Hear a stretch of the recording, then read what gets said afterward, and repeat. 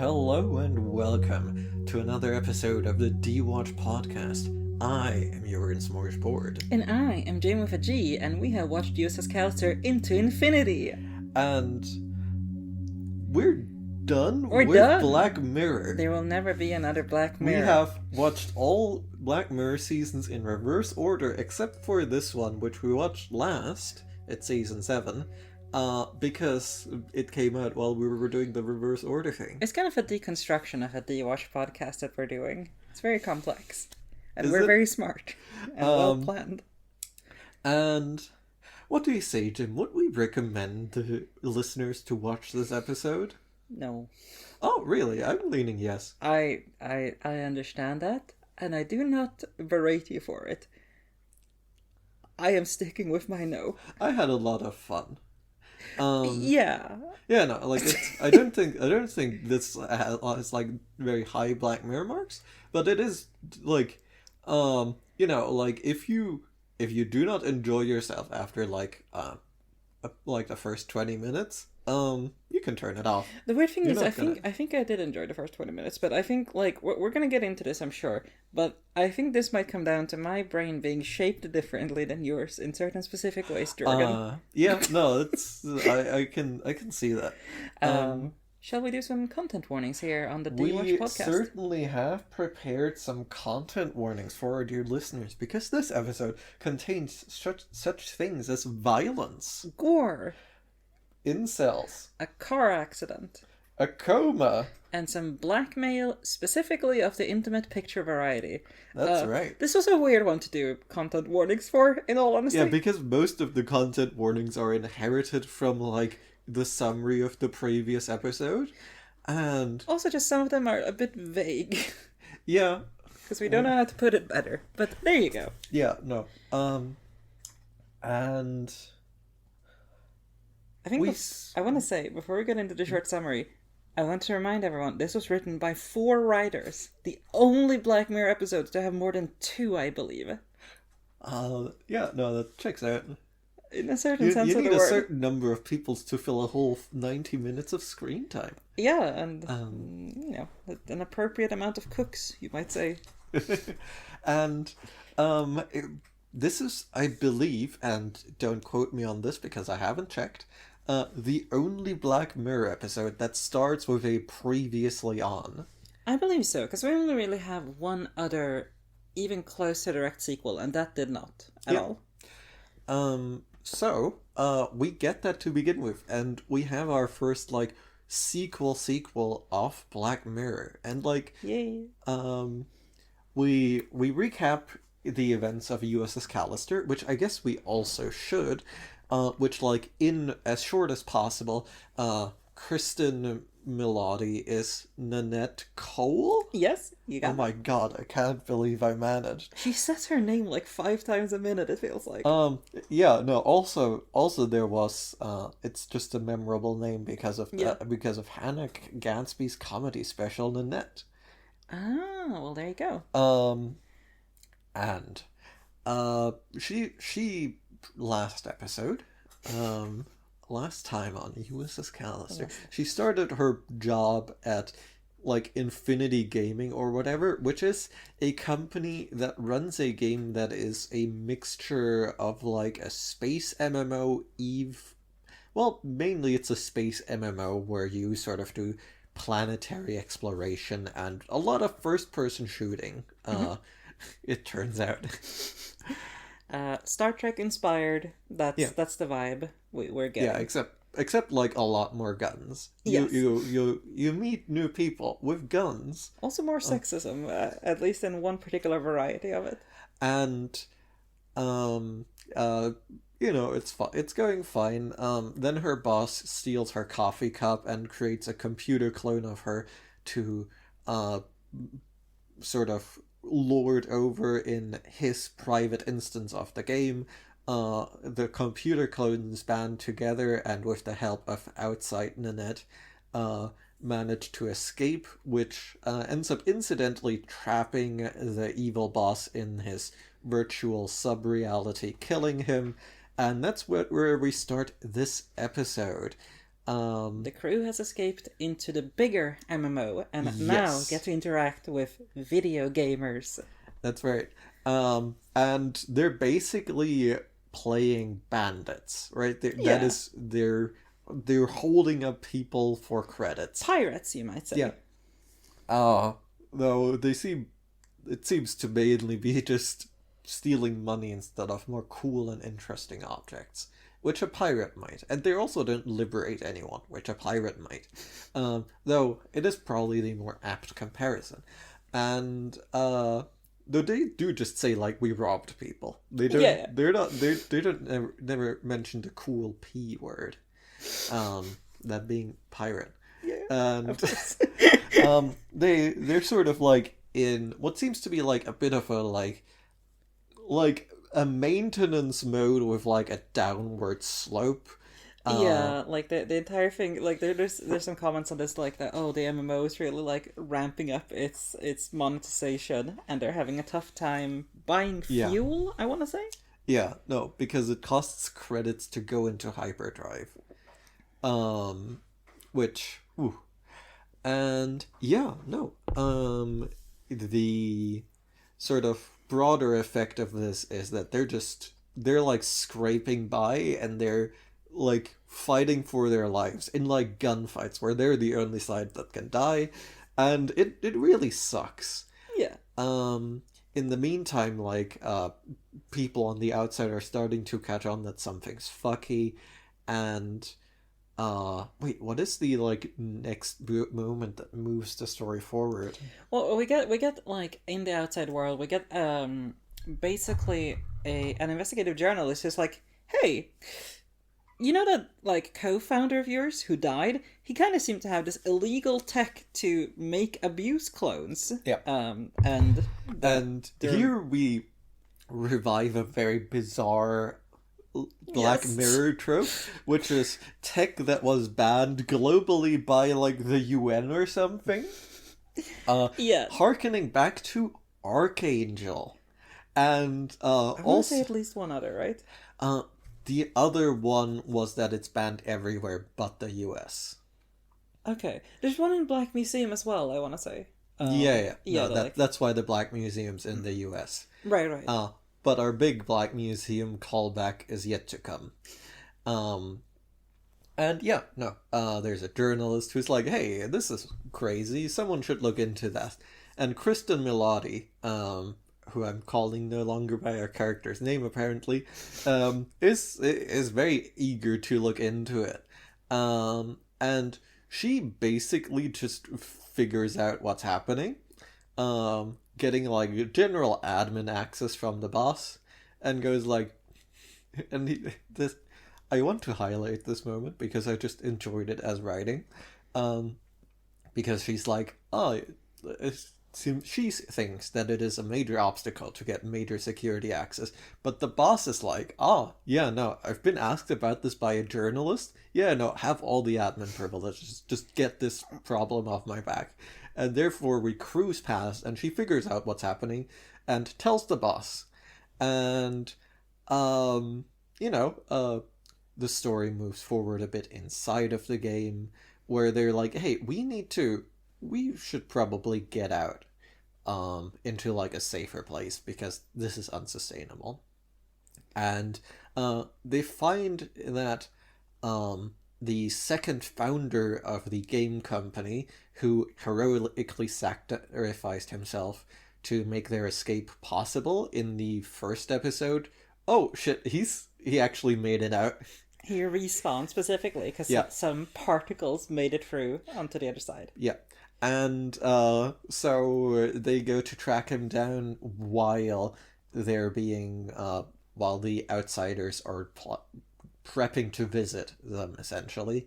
And so it transpires that the boss, who is a hero in the game, is being rescued from his Robinson Crusoe exile on this planet by in-game Kristen Milotti, while out of game Kristen Milotti and the boss, who is not at all heroic in that part, pop in and say, hey, what's up?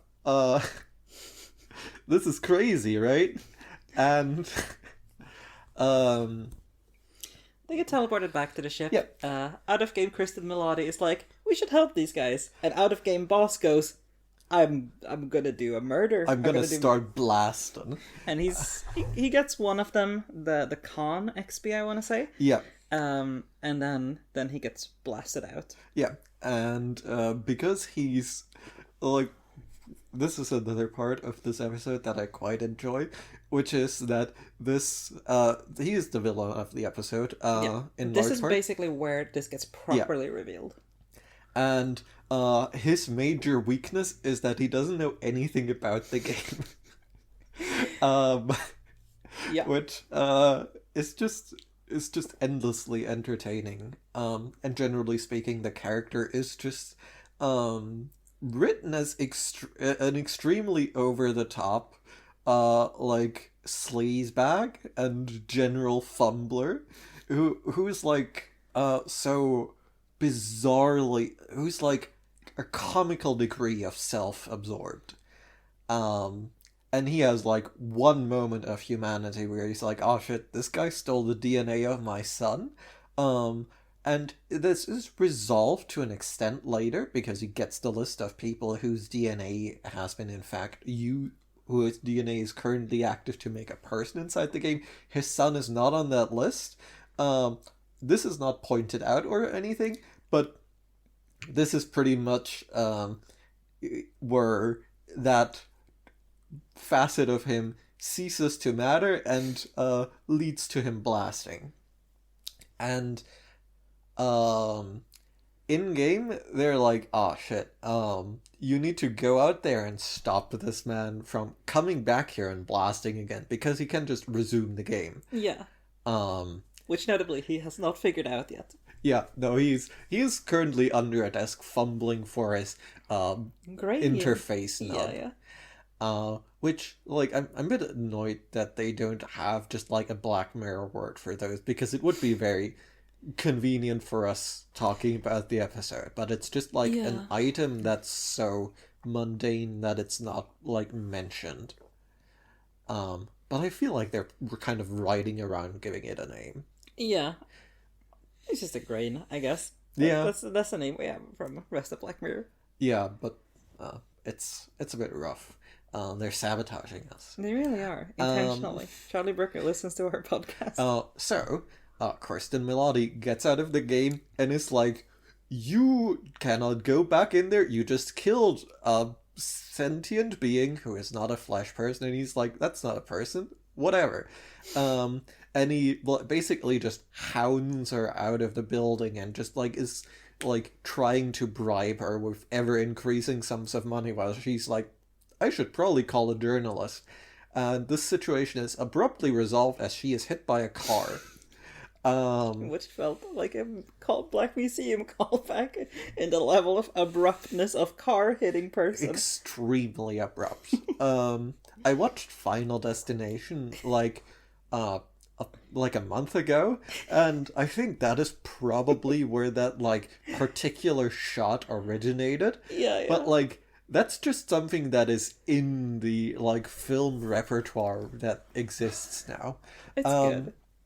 And yeah, no, he's like, oh, I'm just going to grab this and that and get back to work. You guys should call an ambulance. I'm going to leave. He may not be a gamer, but he sure pulled off the I looted the body and then I leave. And yeah, no, in the meantime, the in-game people are like, we really need to resolve this situation. We're going to go to the center of the universe. Also, they find out that outside Kristen Milotti is in a coma. Yeah. Which actually, like, we have like quite a bit of like an interval where we just don't even know if she's alive. Yeah. And they're like, well, we still gotta get out of here.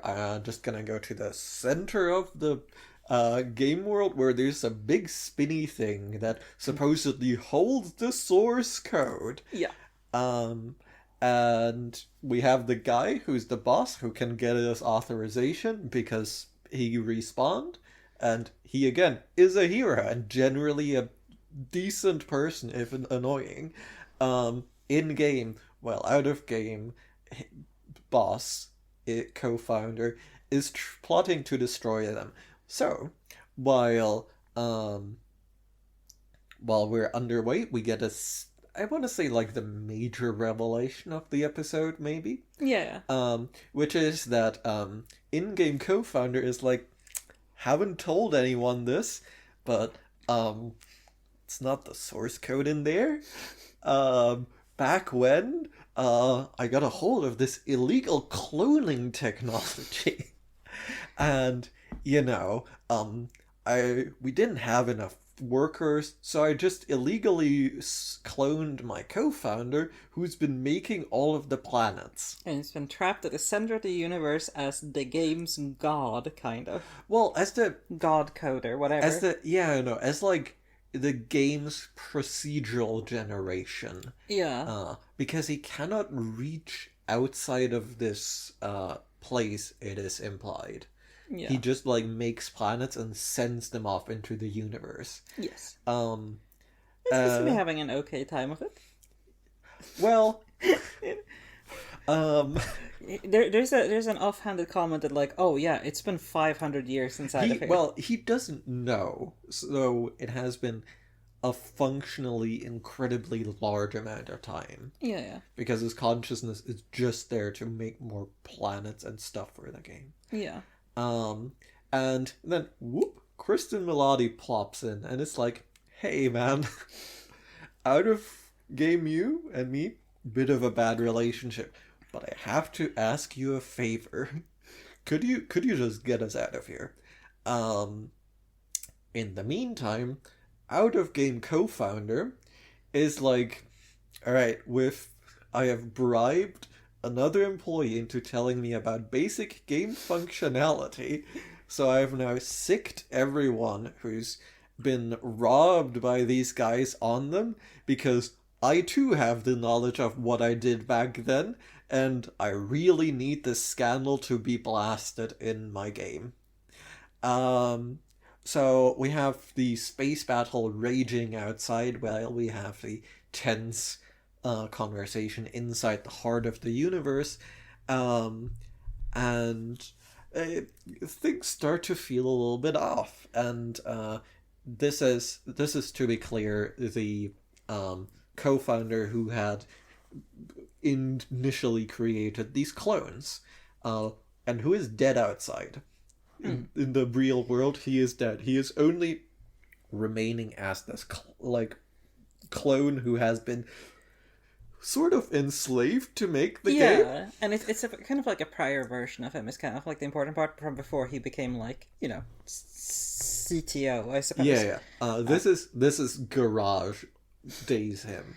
Yeah, and he seems chill, and then he's a bit weird and socially awkward, and he gives the like, I'm gonna give you a choice to save yourself or the people, and she goes, I'll save the people, and he goes, okay, I'm gonna save both of you now, because you made a right choice. And then, he's just sort of talking through what he's doing, and she's, hold on, I'm inferring from what you're saying that you want to keep a copy of me in here with you, and I'm not cool with that. And he's like, no, I'm a nice guy. Yeah. And in a scuffle where it's revealed, he gave himself god powers inside the core, which, I guess. Checks out. He's been bored. He, probably did a lot of flying or whatever when he was, trying to stay sane and failing, evidently. Yeah.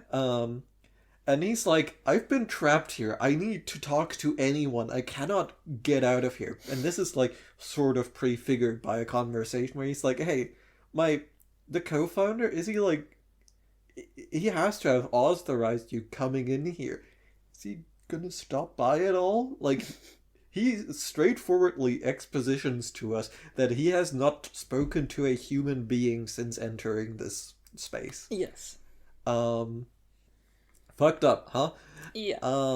But he takes it out in a bad way, is the thing. Well, sort of, right? Because, he's mainly just focusing his, energies on making more planets, like a weird craftsman at the heart of the universe. But, he has a lot of, pent-up sort of,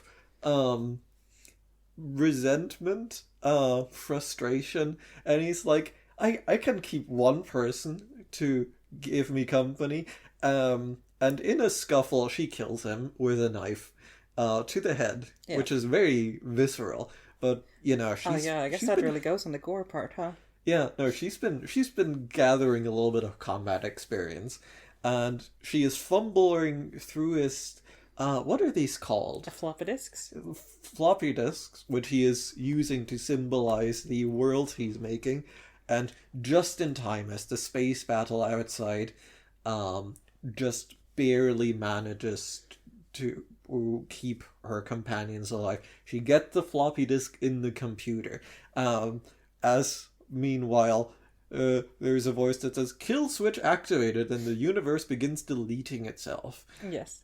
And specifically, before we move on to the next scene, the way he has framed this is he has made 2 floppy disks. One that is download her to her coma self and merge their consciousness, and one that is like send the crew back to like their own private server, essentially. Yeah.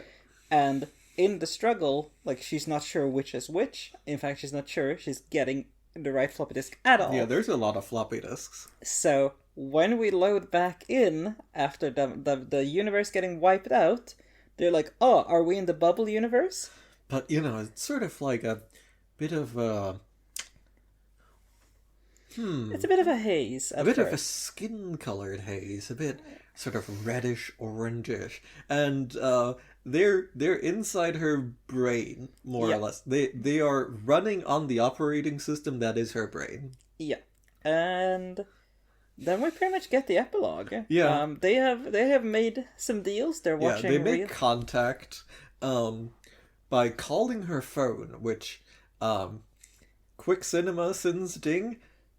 The server they used to route phone calls over deleted itself. And they're in a brain, so they probably don't really have access to the internet anymore.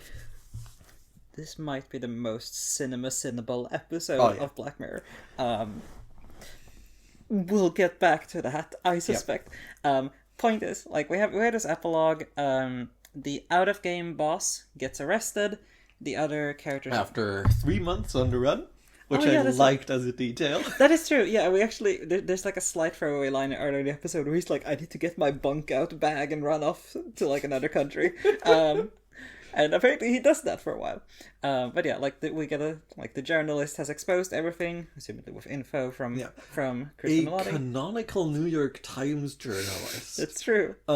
Which, you might be like, the New York Times...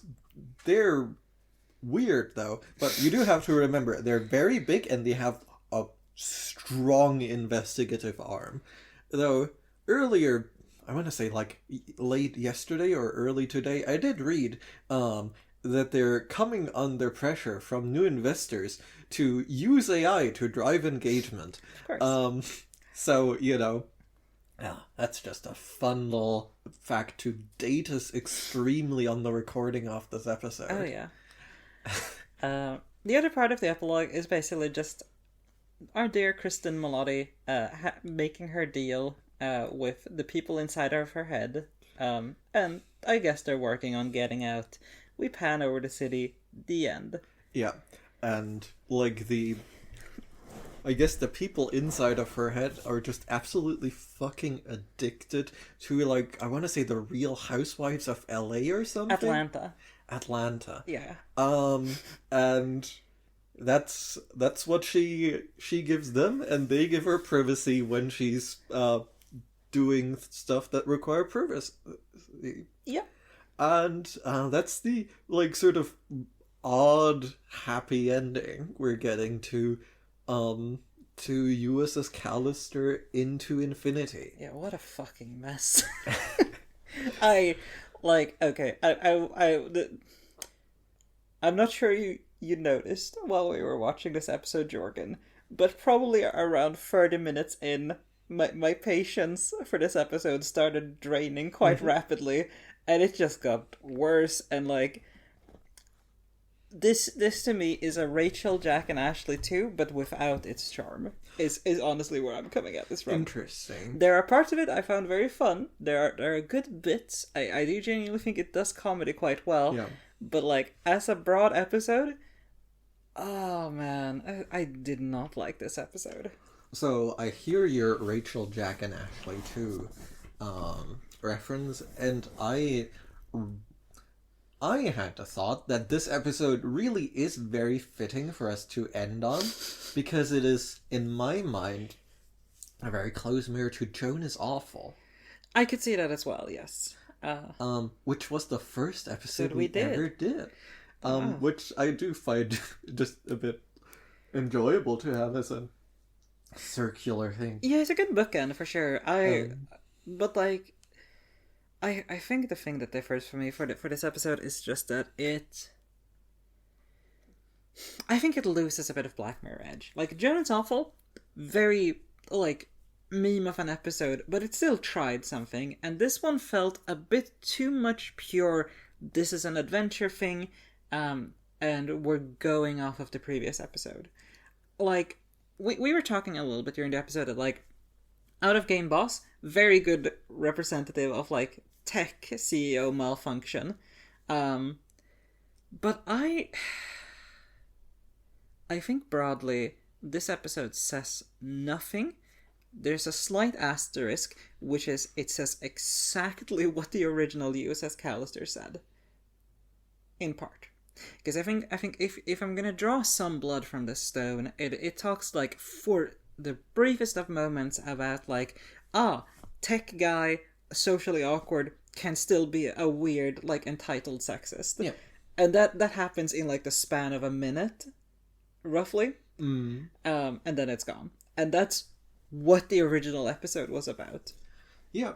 I mean, I think the thing that I find most, like, conceptually interesting is the other founder who we get, like, an A/B test with. Because, and this is also, like, this is also present in the previous episode, but we, like, sort of go into it here more. That it is just very straightforwardly, like, yeah, no, like, if you do not have, like, all this, like, power and money, and just, like, stand on equal footing with the people around you, you know, you can be a perfectly fine person. Yeah, I feel like that whole thing is weakened by our incel boy, because, like, he is, in this episode, Yeah. he is much less openly malevolent. He is much more able to be like, I'm just a soft, awkward, socially boy. I just want a girl to keep captive forever. Yeah, no, like, this is... I think this is very... It's definitely... I was formulating this point mentally, and then we got to this point, and it was like, confirmation. No. At best, another facet. But, like, there's, like, a degree of, like, straightforward refutation, like, because this other guy did not change who he, like, is not fundamentally different in quite the same way that the, like, co-founder is. But I think, like, it does, like, I think it works to nuance the point, in a sense. I think it's weird. Like, I don't know how to feel about this, because there's a line where he's like, oh, that doesn't sound like me. Wow, outside me sounds like kind of a dick. Yeah. And he kind of makes this short point about, like, well, you know, like, I could kind of see why that happened, because, like, I kind of feel like, I'm forgetting the name of the more asshole-ish. Oh, yeah, I've just been calling him co-founder this whole time. The money guy, the guy who doesn't know how to use his tech. That guy, he's like, I think that guy's kind of exploiting me. So there's, like, a moment where there seems to be a thesis forming of, like, without exploitation, maybe, like, people's antisocial instincts can be corralled. But also, like, this man is even more exploited. And yet he's slightly less obviously malevolent. But he's still malevolent, despite the difference in treatment. So I'm kind of like, what are you even trying to say here? So I think this does actually, like, unravel into something coherent, right? Mm-hmm. Because in both cases, the difference is power, right? Like, this episode, like, quite straightforwardly, is making the argument that, yeah, no, power has, like, this great corrupting influence. And power, in this case, very specifically framed as money, right? Like, right. Both these men, in their evil, like, most evil versions, have fuck off money, right? They have huge game studio owner money. And both of their, like, less evil versions have, are on some level, like, forced to meet the people around them on an eye level. Except, of course, one of them is just in jail, right? It's in, like, infinity jail, making a game forever. And I think, like, the case that is sort of, like, incubated there is that, like, because is that we're not given to understand that he is the monster from the first episode. He is like so many steps, like, earlier in that progression. He is the cocoon to an extent. Yeah, and, like, the thing is, suddenly he is in a relationship where he has, like, the power over the, like, future of a person, and he is also, like, in very great, like, in, like, existential pain. And in combination, and I think this is, in my opinion, fairly well observed, is that produces him going, like, I could use this power to lessen my pain, right? So I think the way I am reading this, and there is, like, a good amount of interpretation happening, of course, but I do think the pieces are there, is that, like, his evil is brought forth by sort of the combination of the suffering that is inflicted upon him and the power he is given over another person's future. No, for sure. Like, I agree with that. I just don't think it coherently makes a greater point of that. Like, power corrupts. Sure, we can go with that. Like, I think my issue with the whole thing is that there's no, like... I agree with what you said, but by the episode, I could just as well make the point that this guy is just fucked up from the bone, and like, because we have something of an A/B test, and he becomes the same kind of villain in both, in different stages, but very much the same kind of person. Yeah, and there's something about that feels strange to me, I suppose. Like, because the original message of, like, USS Callister, if you will, was kind of that, right? Like, the idea of, like, yeah, we have this tech boy who has probably some under the surface weird ideas about, like, women or about, like, his position in society and hierarchy. He gets granted some amount of power, he abuses it. This just repeats in this episode. Yeah. I do think, like, the element of, like, the clone, like, the computer clones just not being, like, the same kind of evil nuances it to, like, make a case that, like, there is a way for these people to not have this power and be more normal. But yeah, no, I don't think it I think it adds to the point. I don't think it, like, it's definitely not fully novel. I think if I was going to draw something about this, because, like, I think that the original in particular, and to some extent this episode as well, is vaguely interested in the concept of an incel, right? Yeah. Like, I forget when the original episode came out. I want to say, like, 2015. But, like, people were aware of incels by that point. I want to say at least a little bit. Yeah.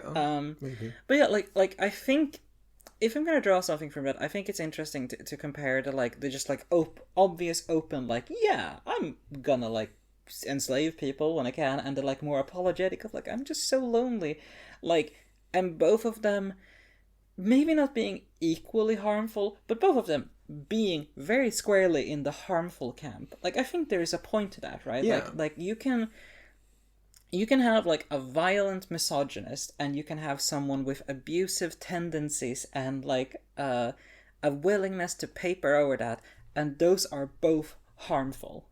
Yeah. And like, I do think there's also sort of vague point in there about the way that like agency resolves to relates to suffering, because like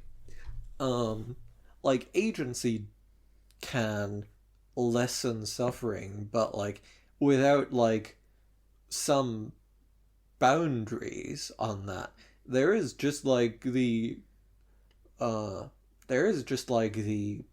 risk of just falling into utter self-justification and going like, well, I'm having a bad time, and I have all this agency to do something about it, and that just like is left for us to go like, oh yeah, no, that's probably fucked up. Yeah, I mean, like, I think that particular scene is like, it is pure incel mentality, right? It's state mandated girlfriend levels of stuff. Yeah. I just like, I think that is probably the best part of this episode. Mm-hmm.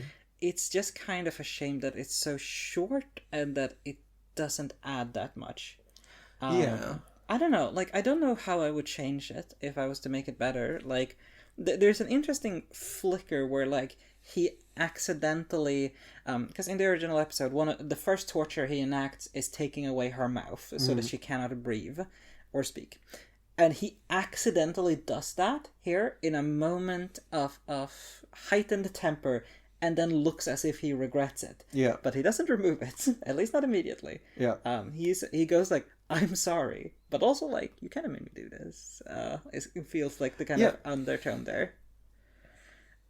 But yeah, like, I want to say this is the best part of the episode. I will also just say, complete vibes based. There's something about cloned programmer in the center of the universe. It's kind of neat. That feels like a 70s. Yeah, no, that's like they do just like go like directly for the Matrix homage. Yeah. Like it's not an illusion. It is a very direct homage. And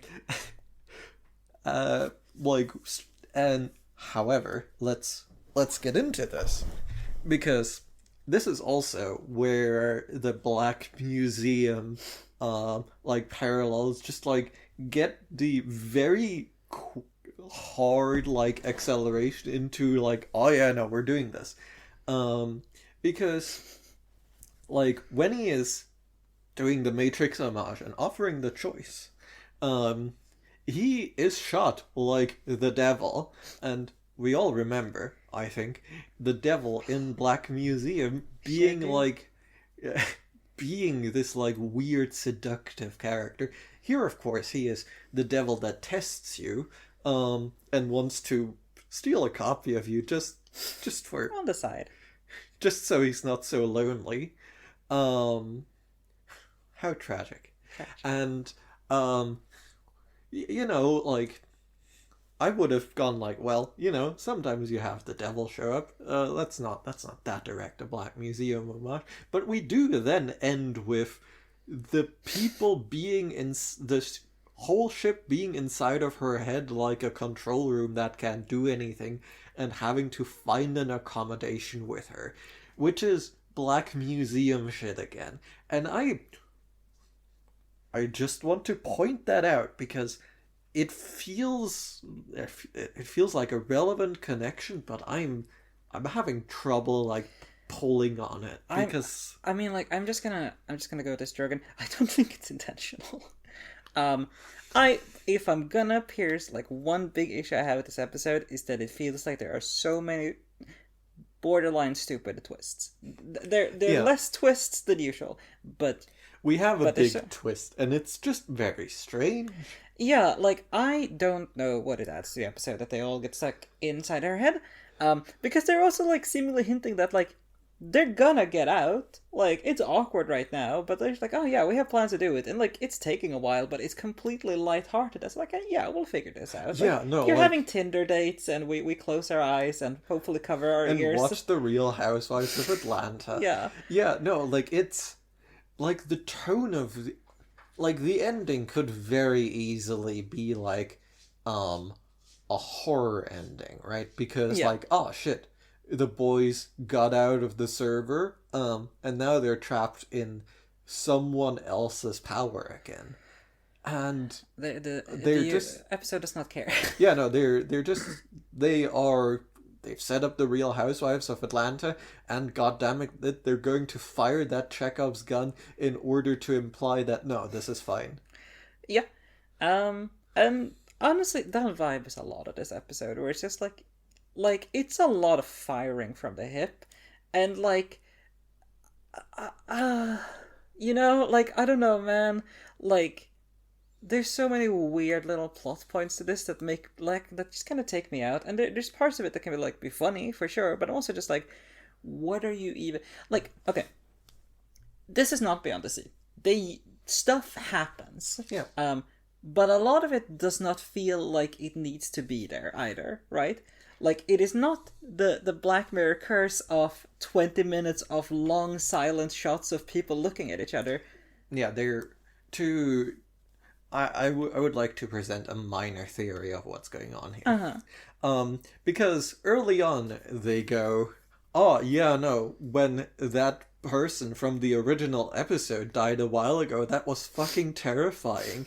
And, Scheduling conflict, right? And that's the only person that is not with us again. When the episode started, I was like, man, I hope they're not pulling Jesse Plemons out as a villain again. Jesse Plemons playing the original founder who did the clone enslavement in episode 1. Lord Incel. He's the actor who is playing the character who's Jesse Plemons is probably not an incel. But he's playing Don't know one. anything about him, but I hope he's good. He is a well-regarded actor. We have accidentally slandered a previous actor once, so let's not do that again. Yeah, no. But he played the villain very well back then, and he is playing a genuinely different role this time. Yeah. But like, I do think, like, I pretty much had this episode in my fucking sights with regards to his weaknesses when I said that, because yes, they're doing a bit of something with it, but they still shouldn't have gone there, right? Because going back to that well means returning to themes that you have, like, you're exploring them more. I like that you are doing something with it. You're not doing anything, like, paradigmatically new. No, and we've talked a lot about this in the past, that, like, Black Mirror is genuinely often at its worst when it's just retreading old ground and trying to do it again. Like, right, and, like, to hammer this home, right, we constantly go like, oh, this is the original episode with this concept, and that episode we watched earlier, that's a sequel, right? This is what we've been calling sequels in Black Mirror, more or less. I forget if we used that term or not, but that is what's been happening, right? And this is just wearing that more on its face, which, like, to some extent, I do think that makes it better, right? Because they are honest about it. They're honest about it. They are, like, expanding the ground they're treading a bit more than if they're just, like, sort of getting to the same point again. Yeah, like, it's kind of like if you compare something like White Bear and Shut Up and Dance, like, there's a lot of time spent building up the concept, and here, like, they can skip some of that. And yet, I want to say... They go for 90 minutes, and they are, like, not... Like, I was thinking... Like, we were talking about this, right? With, like, a lot of the cast isn't doing much. Yeah. Right? But, like, they didn't...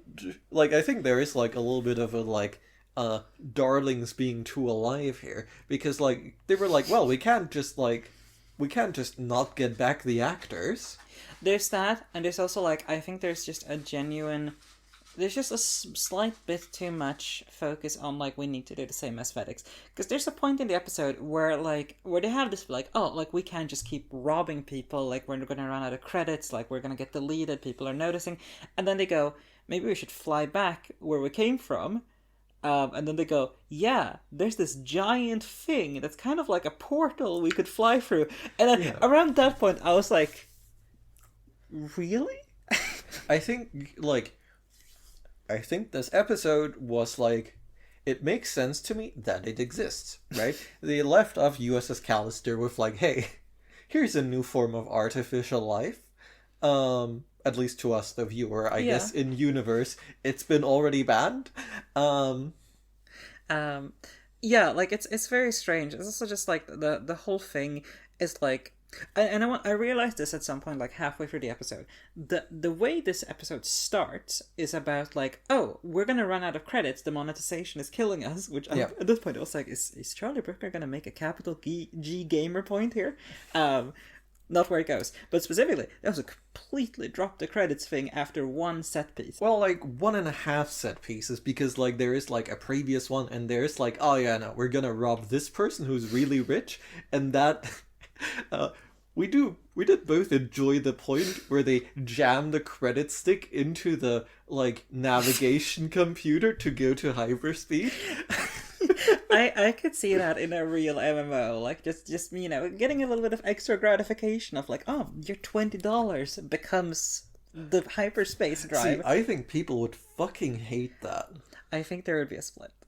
Yeah. I think some whales would be very into it, but just like broadly, I don't know where they would have gone with that in the long run, because what that whole idea is used for is like, okay, we now have a framing device to just get back to the plot we did 10 years, or like 8 years ago, I think. Well, I think it was geared fairly well to lead us into what I think this episode should have done, right?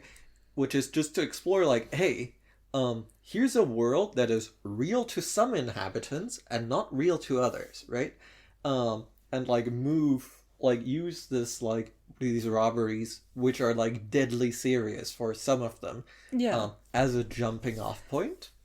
Yeah, like, I mean, I suppose this kind of like explores that sort of concept that like, if we're talking about virtual life, we're getting into a point where like, eventually when it becomes advanced enough, people's lives are playthings to others, right? Like it's in a way, it's Black Museum. I mean, hopefully not, right? Because not. fundamentally, right, if you have the possibility for virtual life, I guess the UN suddenly cares about human rights in a way where it just bans all of that. Which I'm like currently trying to wonder if that would geopolitically work out. I think it's like not entirely off the table, but it seems far-fetched. But I think like this specific thing is a thing that Black Mirror has been kind of interested in previously. Yes. Black Museum is an example of this because they sell these like souvenirs of eternal torture of like a digital life form. Yeah. And like this one is not that bleak, and it is more like these like the people who play this game do not know that these are real people. They think it's like someone hacking, and essentially. they never find out, right? And that is the like insane thing to me, that like surely that would have been the thing to explore.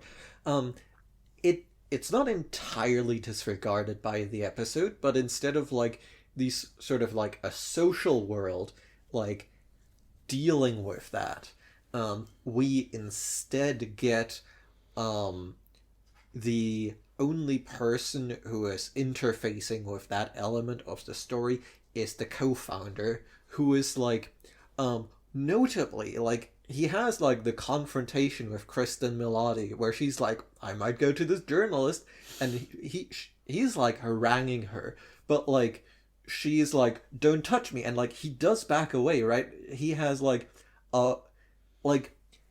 he is clearly like threatening, but like we're not given the impression that he's like necessarily capable of like real world violence, that's something that's like on his radar. But in the game he is just like, let's fucking go killing.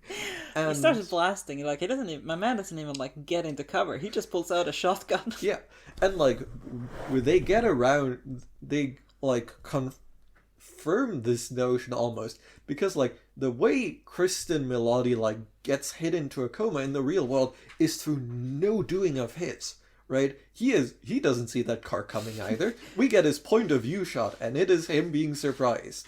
Yeah, and he's just there to scavenge the body. Yeah, like I think that there is a genuine. He's an opportunist. He is not a killer, but once he is given by some framework the notion that they might look like people, but I'm just gonna be like really convinced that they're not, bets are off, and he clearly has particular commitment to this notion because he has a enslaved cyber personality of his co-founder in the game. So he does need to believe this to stay within his own moral framework. But woo. Yeah, I think there's an actual interesting point here about these tech CEOs who oversee so much pain and misery and inflict so much suffering on people, but Elon Musk isn't gonna grab a club and hit someone who's threatening. No, he's not capable of that. No, he would be get me away from here, security. He's not a physical person. Mark Zuckerberg, sure, he's getting into MMA like a little weirdo, but you don't get the sense that he would if presented with real danger go it's fighting time. No, whenever he has presented even with political pressure, he has caved like a fucking house of cards. That is his MO, right? These people do not have the conviction it takes to take a life. Yeah, or just the strength under pressure, right? That's the thing, is that so much of this or the coherence under pressure, even just being at the head of these sorts of corporations leaves you so many screens between what you are doing and what you have to experience of the things you are doing. I think that is quite interesting, because this guy completely willing to cause the death of people. Absolutely. But there's a point where he tries to take her phone when she's gonna call the journalist, and she just grabs it back essentially, and he's I'm sorry. Yeah, no, reality does just exert the physical world just does exert a different kind of hold on people who are suddenly very unmediatedly confronted with the reality of other people, and just go well, obviously I shouldn't do anything that would be fucked up, right? And they're not committed to that unmoral principle. It's pure animal instincts, and they're absolutely hankering for it. They're absolutely craving a way to trick those animal instincts into going nah, it's a robot, baby. Yeah, they're murderers, but they're not killers. Yeah, it's a little interesting side point. I don't think it develops that much, but it's interesting. No, but I think that's what I would have wanted from right, yeah. There's the intersection space, right? Because I've recently watched the was it Frederick Knudsen? Frederick Knudsen, Into the Rabbit Hole? Documentary on EVE Online. And, I think, Charlie Brooker, he surely must be aware of these things, right? Oh, yeah. I think, I think an entirely plausible way for this episode to go would be to go, nah, clone printer, we're just police doesn't care, that's not real, that's banned, who cares, that can't be real. Yeah. And just a massive war develops in the universe where a bunch of people are well, these seem to be real people, we're gonna spend some of our game time on making sure they don't get murdered, and a whole other faction is wouldn't it be funny if we killed them? I think, yeah, I mean, that's kind of plaything, isn't it? They're personified into two separate people. Let's fuck with these digital creatures, and let's treat them as real people. But yeah, I have to imagine Charlie Brooker read about EVE Online and the digital societies that get created there and went, that's my thing. But he didn't quite go that direction with this episode. No, it's a bit of a shame. I would have wanted to see more interaction with the rest of the world. Yeah. I had that thought early on of I wonder if they couldn't just work something out with another player. But obviously that player, you're taking a big risk there, yeah. Right? So I understand why they ended up with banditry. It's just, I don't know. It does just feel like it's doing the same thing again when there are interesting parts to explore. Um, and I think that's all I really have to say in the long run on it. It has some slight neat additions, but and it's fun to watch. Like, I will fully admit, it is a good movie. Yeah, you need to suppress your cinema sins brain, but you need to do that all of the time because that is not a healthy instinct. It's not a good way to engage with media. But you need to do it a bit extra in this episode. Yeah, Like, for sure. This went past that for me. I will Yeah. be fully honest. There's, and I'm sure you noticed it while we were watching Jorgen, but there were just a couple of plot points that kept coming back here and there where I went like, oh, come on. Like, it's... I think, like, we talk about cinema sinning, and we do have an anti-cinema sins policy here. But we, at some point, we do need to talk about the willing suspension of disbelief, right? And this one pushes that too far for me. Yeah, no, like I think this is sort of the case with a lot of dumb media, which this fully goes into the category of, where like you're trapped between two choices, and those choices are like embrace the stupidity and well, I guess it's not really a choice. It's just like, what's your threshold? Can you manage to embrace the stupidity or not? And like different things trip the threshold for different people. Yeah. And I like, for me, one of those things is anime, right? Anime trips that threshold for me. Absolutely. But you know, like a lot more media is dumb, and I like a lot of it. And thankfully this one like goes under the threshold for me, but like it is one of those where it's like there's a couple of spikes in this one that can get you. Like, I think, okay, let's put our cards on the table here. I like Dragon Ball, and I am fully willing to embrace all of that because that's what Dragon Ball is about.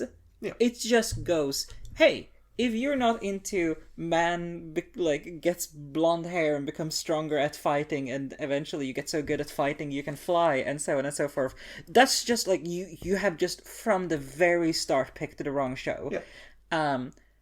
That's not Black Mirror. And it is Black Mirror sometimes. But okay, here's where this splinters for me. Black Mirror, when it goes, hey, this is stupid, just accept it, it's trying to do a vibe, it's trying to get to themes. Not here. And that's what breaks for me. I know, like, for me, this is fairly in line with, like, Striking Vipers and Joan is Awful. Right? Like, and I'm not defending those episodes on, like, intellectual grounds.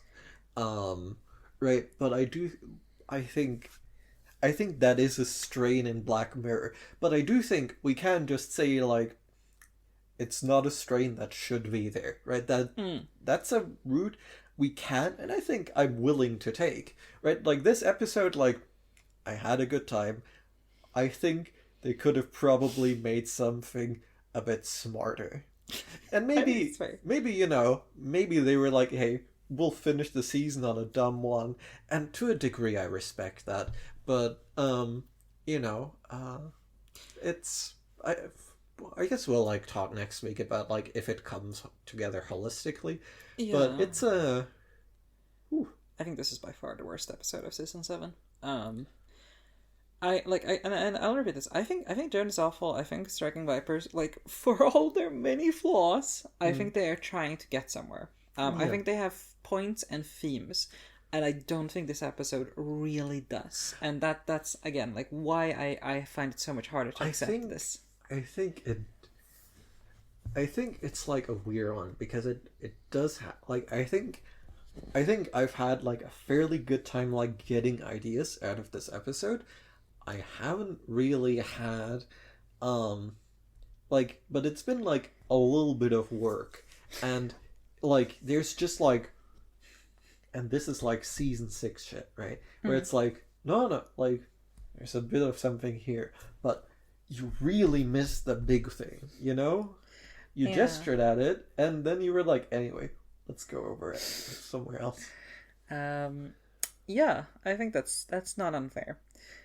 Do you have anything worthwhile to say about this episode more, Jorgen? Because I have some non-worthwhile things to say. I mean, we can blast through them. I think maybe something comes to me, but I think I've hit the major points that were interesting to me. Okay, I need to flag one scene immediately, and this is honestly not something I'm going to complain about. So there's the part where like the game gets fully deleted. It apparently gets deleted from all installs, all servers everywhere, even the backups, I think is what they say. Mm-hmm. And there's a point where, because like earlier we've established that like, okay, when Incel Lord died, the company inherited all of his comic books, and when this delete happens, evil boss looks down and sees an old Star Trek comic that says all is lost, and then there's a little like speech bubble that goes, "It's gone." I was just like, oh my god. I felt flooded in that moment. I could not think. It's just very funny. Yeah. In another extremely similar vein, this is very much like us talking about Rachel, Jack, and Ashley too, and just mentioning things we found funny. But there is a reverse shot where the co-founder is played by Jimmy Simpson, who you will recognize from like other shows, also playing a massive sleazebag, frequently a hacker. I think he plays that's him in House of Cards, for instance, which I think is where I first encountered him. He is also in Always Sunny. He has rat energy. Weirdly in a similar role, despite that not being an obvious translation. And he's got this wall of posters where he's like staring pensively at the photographer with his hands together from a Time magazine cover. And we get a reverse shot of him also having his hands together in just the same way, but just being a fucking mess and staring at his wall of posters. And, it's good. Yeah, no, and just like, I just need to flag here, like, I think Black Mirror just almost always has a phenomenal cast. Yeah. This episode, much the same. They're doing quite a lot with so-so material. Jimmy Simpson is given a big sleaze bag, and he's like, I'm going to just dial this up all the fucking way. And like he is so good at delivering all of his stupid moron lines, and he is also like well written. Like he is just like a comedic tour de force. I think he's maybe the most like Rachel, Jack, and Ashley 2 to me. Yeah. Like okay, Rachel, Jack, and Ashley's 2 villain is like comedically evil, but like not like she's a Cruella de Vil. Yeah. This guy is like a Gaston in comparison. Yeah, right? He's an oaf. And there's a very, very fun exchange because like we didn't mention this, but and he's also just very flamboyant. Yes, he's great in so many ways.